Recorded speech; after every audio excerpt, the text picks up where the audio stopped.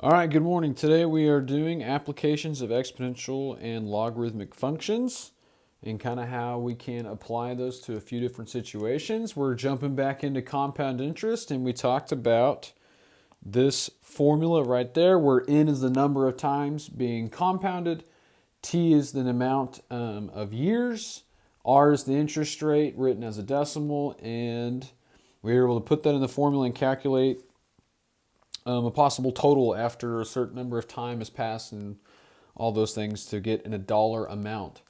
Well, that was really specific to when n was a variable or a value that it tells you like monthly, weekly, or it could be yearly, annually, daily, and all those different types of things. But we can actually also compound continuously, and it uses this very specific formula.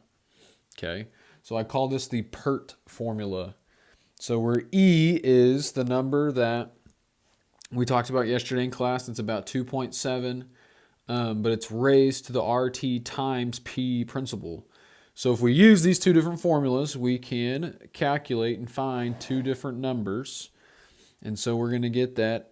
If we're doing annually, that happens one time per year. So that means n is going to be equal to 1. So we're looking for how long does it take for $10,000 to grow to $25,000 at 12% interest compounded annually, just the one time. So we're going to use the A equals P of 1 plus R over N to the NT. We want the total to be 25,000, so that's our ending amount. We're starting with 10,000, so that's going to be our principal. And then we have 1 plus, and we're at 12% interest, which is actually really good. 12% interest is awesome. And then we're going to divide that by 1, because it's only happening one time per year. And then we're going to raise that to the n times t, but that t is actually what we're looking for. We're looking for how long is it going to take. And so that's 1 times t would just be t. Okay? Since we're trying to solve for t and t is in the exponent, we are going to need to use a logarithm to find how much that is. So we're going to left, right, middle, but we need to make sure we set everything up in order to be able to apply the acronym left, right, middle that we've been talking about. So the first thing is we need to divide both sides by 10,000 because we need to get the base and the exponent all alone. So this is going to be 1 plus 0.12, which is 1.12, to the t equals, and 25,000 divided by 10,000 is 2.5.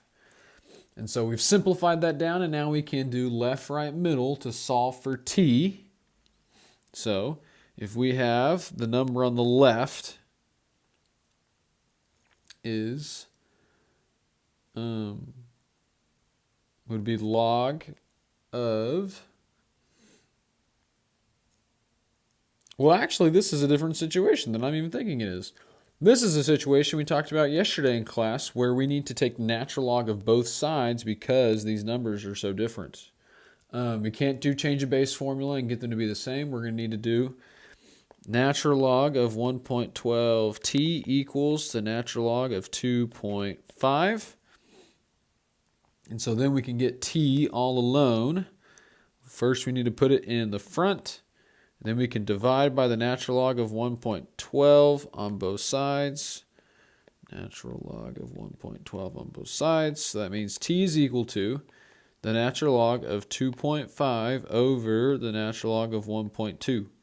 Okay, since we actually want to know how many years, how much time this is actually going to take, we need to type that into our calculator. So if I go to my calculator, we can type in that the natural log of 2.5, move it outside, and then we're going to divide and do the natural log of 1.12. And we should get that it's going to take about 8.1 years. 8.1 years for our money to grow at from 10,000 to 25,000 at 12% interest compounded monthly or annually. Okay. Continuously is, again, the same idea in theory. It's just instead of only doing this one time per year where we get 12%, we are going to do it continuously. And so we're going to use the PERT formula, principal times e raised to the interest rate times t. Okay, we're going to plug all the same things back in. And we're going to do, okay, so we have 25,000 as our grand total. We're starting with 10,000 e to the, and this would still be a decimal for the interest rate, and we're trying to find the t time. Okay, well, similar steps, we need to divide by 10,000 again. There's dividing by 10,000. That's going to get me 2.5 yet again. This is going to be e to the 0.12 to the t. Then we need to take the natural log of each side. So it's going to be the natural log of 2.5 equals the natural log of e to the 0.12t. And then we need to move that exponent to the front. So the natural log of 2.5 equals 0.12t times the natural log of e. And then there's something in this that's really important, and it would be this natural log of e. This is something where we're going to have to, one, notice it, and two, if you had a calculator, you could actually just type it in and evaluate, and we would find out the natural log of e is going to be 1. So this actually simplifies to just 1, and 1 times 0.12t is 0.12t. So natural log of 2.5 equals 0.12t. Then again, I'm trying to solve for t, so divide by 0.12 on both sides, and we're going to get that t is equal to, and definitely we need to type this in, it's the natural log of 2.5 divided by 0.12 for a grand total of 7.6 years. 7.6 years. Okay, context-wise for this problem, if I'm compounding more frequently, does it make sense that the amount of time that it took decreased? It absolutely does make sense that the time would go down. So if we did annually, and then even if you compounded monthly, if I'm compounding more frequently, it should take less time overall because it's happening more times. It's happening frequently, more frequently. So this makes sense that I got 8.1 for annually, and then I get 7.6 for the amount of years that it's going to take. Okay, so using that idea, we can kind of continue and think about exponential growth and exponential decay and how they can be still compounded kind of consistently, but we can use this formula right here where the k is expressing the rate of continuous growth. Continuous growth. And then the same thing, we can have it where the rate is the continuous decay. It's that k up there. Okay, so if we go to number 2, we can look at this and say, okay, according to the census data, the population of Texas was 25.15 million in 2010 and then 29.15 million in 2020. Okay, so we need to determine the rate of growth.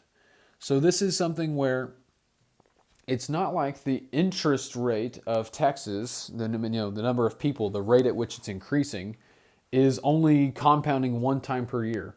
Well, the population of Texas obviously has lots and lots of variables as to why people move or leave Texas, but the growth is happening literally constantly. Any hour, any day, all the time, continuously happening. So we need to use this growth formula that we just talked about. So we have f of t equals a times e to the kt.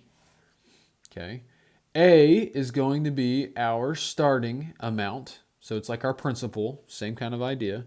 So this is going to be 25.15 times e. I know our ending amount is 29.15, so this is going to be 29.15, and we're good with leaving them like decimals, even though it's in millions.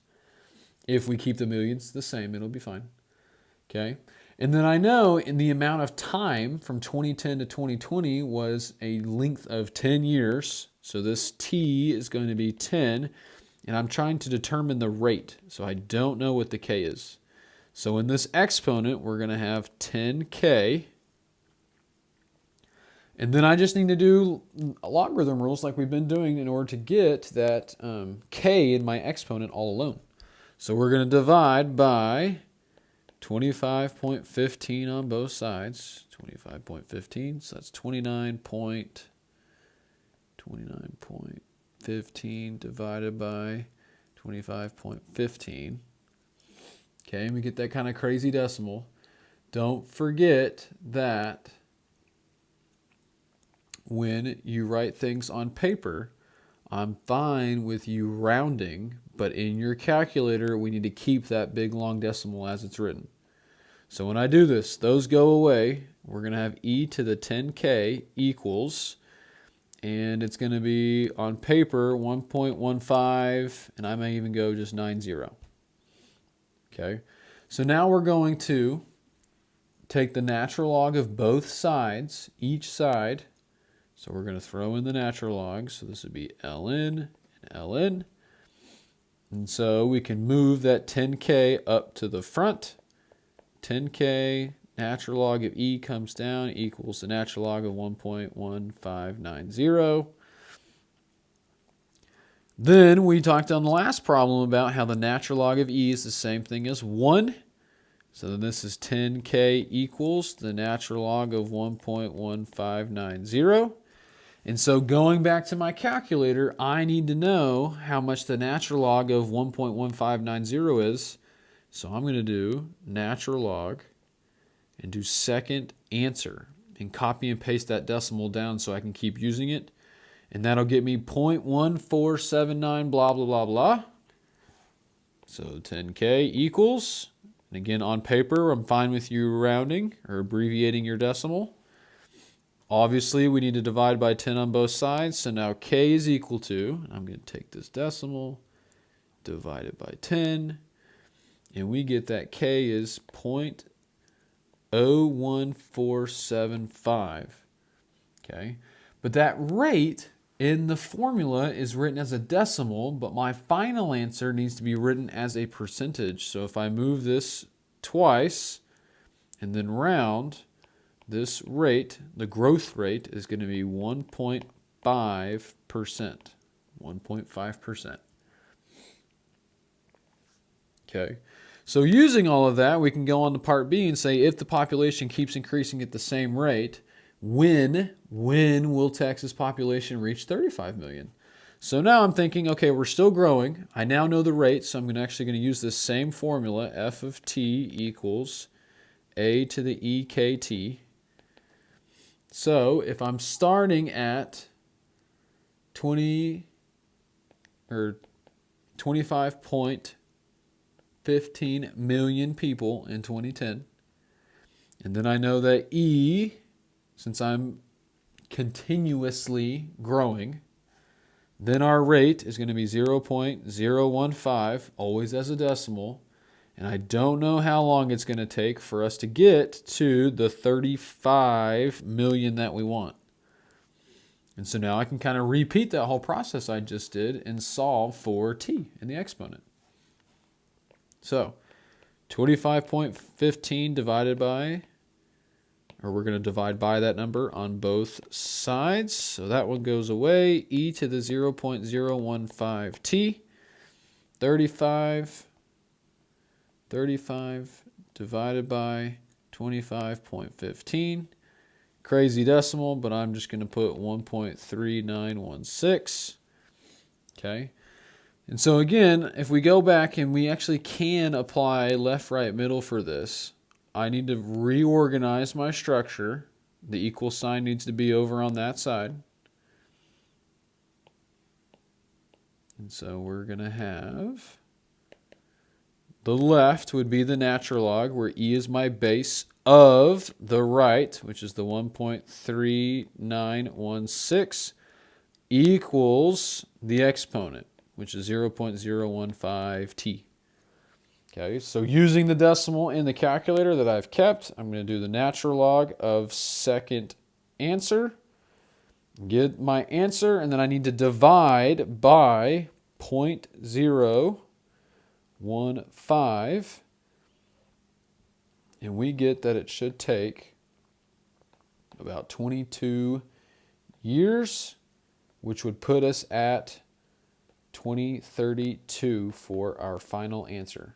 Because it does say when. It does not say how long, which would be 22 years, but it says when. So we're looking at 2032.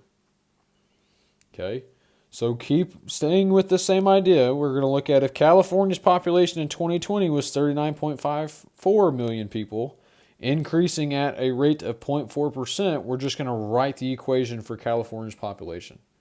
Okay, but the important part for you to be able to think is we're dealing with kind of population now. We're growing. We're continuously growing. So I need to use that new formula, the f of t equals ae to the kt. Okay, and we are increasing. So if at that moment it was 39.54 million, that's what we're starting with. E would be our base value. K is not a percentage, it's a decimal, so I'm going to move the decimal twice. So this is 0.004. Don't know how long it's going to take. And then I can write my f of t for my grand total because I don't know what the grand total is going to be. But that function that I just wrote could correctly model California's population if we were to say, okay, I want to figure out what happens in 2030. Well, that'd be 10 years. I could plug it in and go figure it out. But that expression, that equation would be able to help us determine that. Okay. Number 3. So now we're doing half-life of radioactive substance is, and you may have talked about this in chemistry, but the half-life of radioactive substance is the time it takes for half of the atoms of the substance to disintegrate. Well, this is kind of important, and it's a compound idea that we've been talking about, because if I take half of 100, well, that's 50, and then I take half of 50, well, that's 25, and then if I take half of 25, well, that's 12 and a half. Well, I'm doing a half and a half and a half and a half, and so we're decreasing compoundly because it's happening over and over and over and over again where I'm doing kind of the same thing to it. So that's going to be applied kind of in this situation. Okay, so it's telling us the half-life of carbon-14 is 5,730 years, which is a long time, and we need to determine the value of K in the equation of the decay of carbon-14. So since this is that it's decaying, we're going to use almost the same formula we've been using, except instead of a positive K value to represent growth, we need to use a negative K value to represent decay. So that K is going to be a negative value. Otherwise, everything is pretty much the same. So I am trying to find 1/2 of the number of atoms. I'm trying to figure out how long that's going to take. Well, so I have 1/2 A is equal to the number of atoms I'm starting with. Don't know how many, but that's how many I'm starting with, times E raised to the decay times the number of years that I'm starting with. So it says the half-life of carbon is 5,730 years. So we're going to plug in 5,730 years into the equation. And now we need to go solve to figure out what K is, and then we can write our equation. So I need to know how much this is decreasing by continuously in order for that to make sense, for all of these other characteristics to work. So first, we have an A and an A on both sides. So I know right away, well, I can just divide out the A's and get rid of those. So we have 1/2 equals E to the negative K times 5,730. Okay. This is when, again, you can either do, and it's your choice. You can do and put the natural log in front of both. You can do it that way. Or you can do what I've been kind of doing a little bit with the left, right, middle. Okay. I'm going to keep doing this way because I think most people can see the left, right, middle, but I'm just going to keep showing you a different option. When I take the natural log of both sides, we can pick up our exponent, move it to the front. So this is the natural log of 1/2 equals negative k times 5730 times the natural log of e. Well, we know the natural log of e is just 1. So 1 times anything is the anything. And so now I can divide by 5730 on both sides. And that's going to get me negative k is equal to the natural log of 1/2 divided by 5,730. And then I would need to get rid of the negative. So let's do this in one piece at a time. So I have the natural log of 0.5. We're going to divide by 5,730. And then I need to divide by negative 1 to get k all by itself. And we get that k is equal to 0.00012, which equates to 0.01%. So that would be the rate at which it is decaying.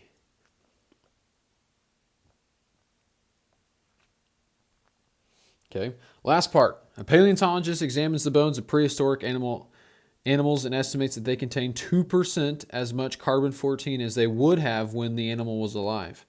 We need to figure out how long ago the animal was alive. Okay, so again, we're decaying in this case, right? We have 2% as much as they would have had originally. So that's saying 98% of the carbon that existed when the animal was alive is gone. Okay, I don't know how fast it was gone. I don't know the rate at which it was decaying. I just know that it's gone as of now. So 98% of it is gone. So I want 2% of whatever the total used to be. So we're going to use this same formula again. This would be f of t equals a to the e minus kt in the exponent. Okay, and again, we want 2%, so 0.02a. That would be the amount we're trying to find. Equals the original amount, whatever it was, a, times e to the, and again, we don't, or actually we do know. I was going to say we don't know the rate, but we actually do. We just found it. So we're going to use this same rate for our k value. So this would be minus 0.00012, always as a decimal in the equation. And then it's the t for time that we don't know. Okay, so a divided by a, kind of the same math as the one before. A divided by a, those are going to go away. So this is 0.2 equals e to the negative 0.00012t. Okay, then I can take the natural log of each side. So this is the natural log of 0.2 equals, we can pick up this exponent, put it in the front, negative 0.00012t times the natural log of e. The natural log of e is the same as 1. And then I can divide by negative 0.00012 on both sides, 0.00012. And we're going to get that t is equal to, and I need to plug it in. So this is the natural log of 0.2 divided by negative 0.123012. Enter. And we get that t should be 13,411 years. 14,411 years.